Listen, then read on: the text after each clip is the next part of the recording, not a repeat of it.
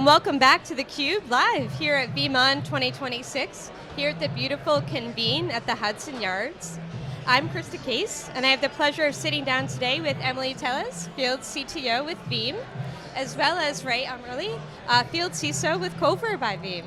Emilee and Ray, thanks so much for sitting down with me today. Thank you for having us. We're excited to be here. Yeah, so we're here, obviously, we just had kind of the closing keynote here at VeeamON 2026. There's been a lot of hubbub today about sort of this, new resilience model and kind of the era of AI.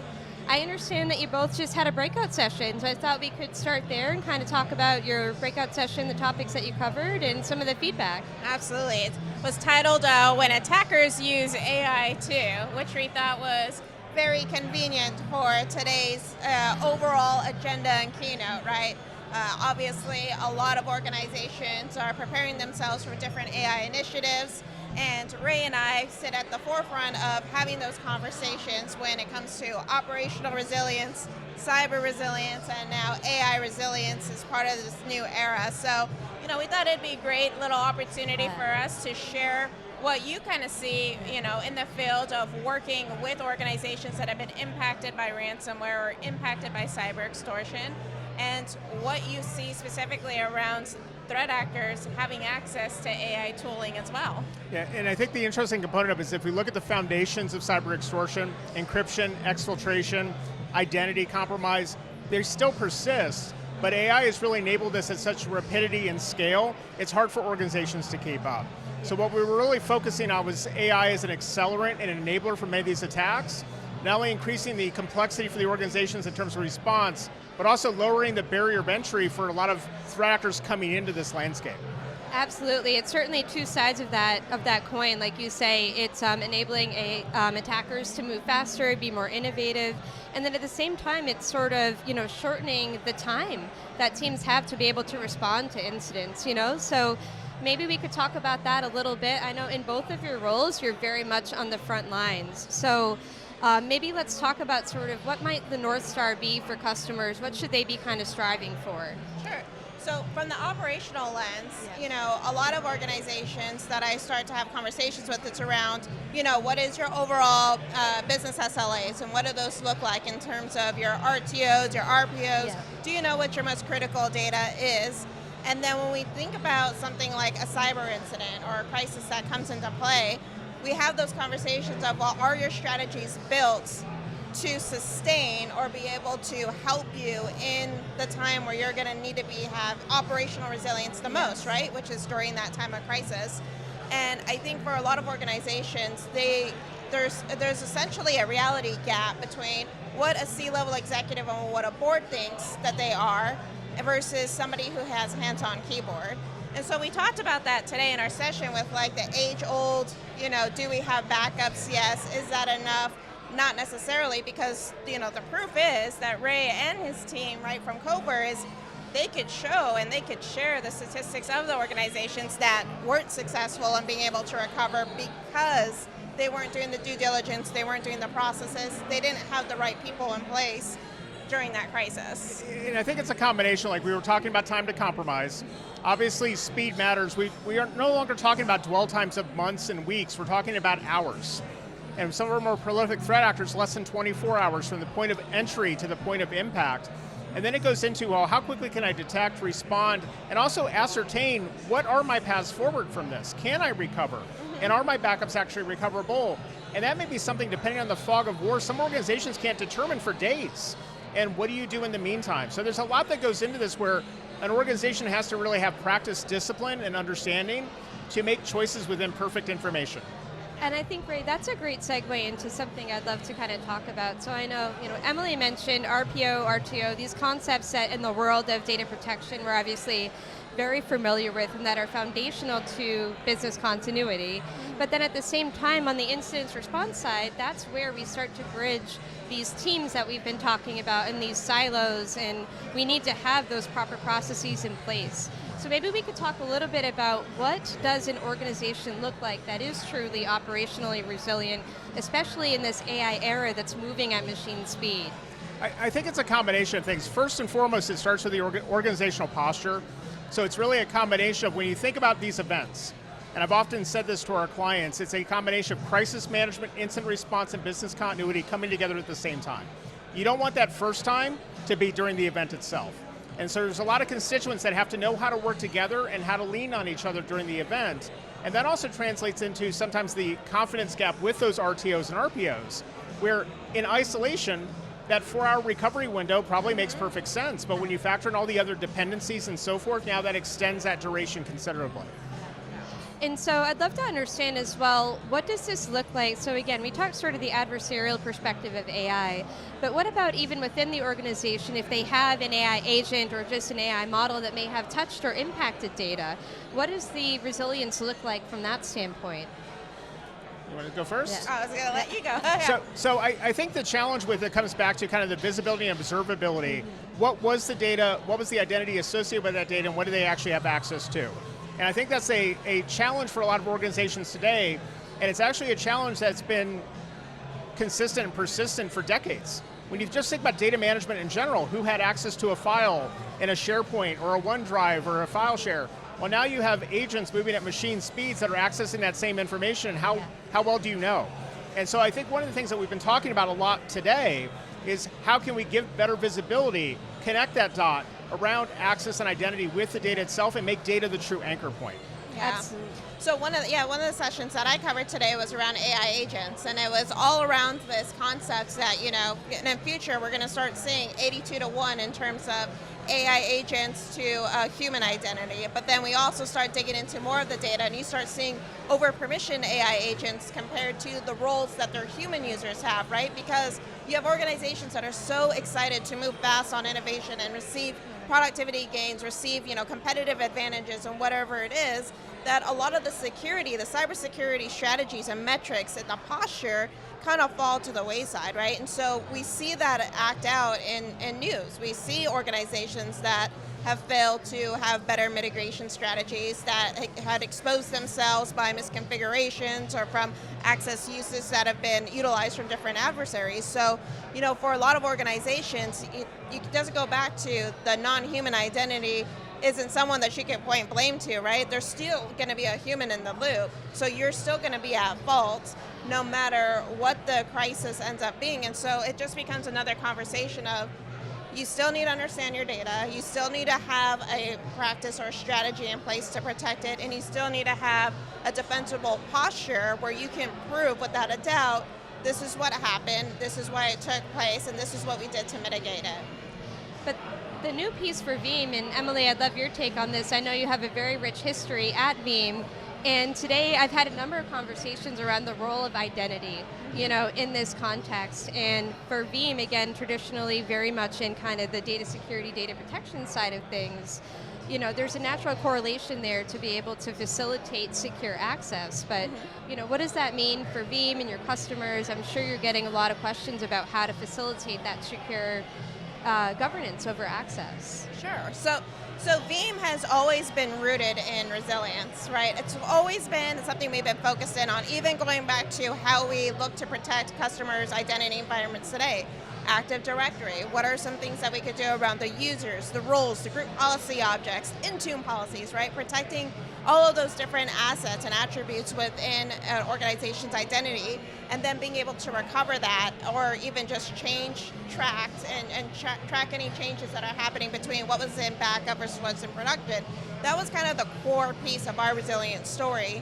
And now with the acquisition of Security AI, right, we're leaning more into the, let's understand, let's provide context, let's make sure that, you know, that whatever we are doing around the identity for a recovery aspect, it actually matches what the governance structure should look like, right? And so we're trying to provide that context back to the organization, because, and I'm sure Ray will speak a lot to this, right? Identity is the crown jewels for a lot of organizations, especially from a threat actor perspective. They know that that's the one thing that they should go after and go target, right? So having a good access and governance policy is critical, but also having a good resilience strategy where you can prove that you've contained, you've eradicated to lead to clean recovery is so much more important too when we talk about it in terms of cyber threats. Yeah, and I think what I would add to that is identity quietly became the central nervous system of everything we do. I think it's an oversimplification to just call it identity, because then we equate it to like credentials. But it's every secret, token, integration, privilege, access. And so when we look at exploitation by threat actors, every breach that I see starts with a compromise of identity. And every successful recovery gets back to getting safe and confident with identity, again, so you can actually proceed. And so that becomes a cornerstone to all these organizations navigating these events. Yes, yeah, and Ray, I know Coveware does some research every quarter. We were talking about that off camera before we kind of started rolling today. So certainly we're seeing as well that identity is the new perimeter, and I love the way you describe it as a central nervous system. Can you talk to how that's playing out in the quarterly research that you do on threat actors? So what we've been finding is actually, we used to report kind of like, we still do to some degree, individual attack vectors, remote access compromise, software vulnerabilities, social engineering. The reality is these have all collapsed because many of these become predicate activities that lead to the compromise of identity that allows access to the system itself. And so I think when you think about it, it's easy to say it's this one attack vector and I can prevent that, I'm good. But it's a multifaceted attack path, all focused on that identity piece. And the way we're seeing sophisticated organizations most likely compromised is through those social engineering attempts through things like IT support impersonation, and not necessarily just stealing the credential, but more so stealing the authorization and access associated with it. So if I can get you to do something on my behalf, that's just as good as me having that credential myself. Absolutely, absolutely. So maybe we could also talk to kind of the role that incident response plays in resilience, right? Because I know there's kind of, we talk about resilience, recovery, incident response, right? And I know we talked a little bit earlier about the fact that incident response is going to involve people and processes and things like that, but now that it's been 2 years since the Coveware acquisition, I'd love to kind of understand how that's all coming together and the role that you see Coveware and incident response playing in this new era for AI resilience. So there's a couple different components to this, and I think when you think about actual recovery and resilience, there's people, process, and technology. And I think Veeam has been a rock star in terms of providing the technology to allow for recovery. But some organizations have struggled on the people and the process side. And I think Coveware's primary benefit has been adding in kind of that decision discipline, that understanding, that preparation of how do these individuals work together and what are the thought processes and decision calculus that I apply in these events to make the right decision for my organization to stand back up that may not lead to paying a cyber criminal at the end of the day to do so. And so that's been a key component of our contribution, which is extended into thought leadership, it's extended into client conversations, resiliency workshops, a whole host of things that we've done with Veeam post-acquisition. But I think as we look at AI, the same process applies because AI hasn't necessarily created new risks, going back to what Emilee said, it's accelerated and exacerbated existing ones. And it still goes back to what we see on the front line translates into, okay, data theft, well a lot of that data theft is driven about not understanding the data and who has access to it. Same thing with encryption-based attacks and how likely are we to recover? Do we have validated backups and so on and so forth? So it's really turning that frontline threat intelligence into real risk indicators that help organizations make the right decisions. And that's where, like we've been talking about, that context aware becomes very important because it really helps to tell that story of where the key points of risk are. And Ray, especially given your role as sort of a CISO, I'm sure that you're feeling that pain, that you need to be able to sort of find those needles in the haystack and understand where those critical points of vulnerability are. Well, and that's one of the ongoing challenges. I was sitting CISO for 20 years in different private enterprises, and of course being at Coveware, I see this all the time talking to my clients, and the challenge goes into, there is so much noise. And how do I identify where I should be focusing my lenses and my prioritization and my resources? And I go back to, at the end of the day, the biggest thing is focusing as data as the anchor point, which is one of the things we've been focused on here. Because regardless of endpoint or network device or whatever, what's traversing across that is the crown jewel. And that's where data comes into play. And so the better you can understand where it is and how important it is to the organization and applying that context is absolutely king, the better you can actually prioritize your defenses to protect that critical information, because not everything is created equal in this space, but that is what the attackers are going after. And that's where the security AI position is going to come into play in providing, that visibility into the security posture. Absolutely, and even from take a step back from what you just mentioned, right? The technology is always going to be there in terms of what's going to help customers better understand risk, quantify it, but even what we talked about today, the new data AI trust maturity model, right? A way in which we can gather and capture all those stakeholders into the room and do self-assessments and kind of guide us on where are we at today in our operational resilience journey, in our cyber resilience practice, in our AI initiatives, and what is happening there inside of each one of these projects. Well, a good way to do that is by capturing all those key stakeholders, capturing anybody that's a data custodian, and actually having those frontline conversations of where are we at, who has access, what is critical, do we have pathways to recover, do we not, are we missing different checks within the systems, how old is the processes, have they been tested, right? So it uncovers a lot of these conversations, which it's an opportunity to build that muscle memory that maybe they wouldn't have done until a crisis would have hit. Well, and the other thing about that, and I see this with tabletop exercises too, but this is why I love the maturity model, is it forces you to answer questions you probably have not asked yourself. Because a lot of the overconfidence that we see is because we're asking ourselves the questions we know the answers to. We don't want to look bad in front of our executives and our board. But when you have to actually have a introspective look with a candid lens and say, am I really prepared for this? Changes the conversation completely and really helps to identify those opportunities to improve. Mm-hmm. Yep, absolutely. And maybe we could talk a little bit about sort of the development of the AI resilience model that Veeam kind of announced today. I know, Emilee, you've done a lot of kind of roundtables with customers. Yeah. I know that you've had a lot of engagement here. One thing I'm interested in is, again, how do we really unpack what makes this an operational reality? So maybe you could talk about that process with customers and where customers sort of feel like they're at these days. Oh, absolutely. So when we first announced this was at VeeamON last year, which was the first version, which really took a big focus into the overall data resilience, right? And now as we move into the world of AI, we know organizations are they're either fast moving depending on the state that you're in or the country that you're in. You'll probably find that some organizations are moving fast and acting on different types of AI initiatives, whereas some organizations are still kind of like, well, let's kind of wait and see. We have to really kind of think about how we're going to measure this process.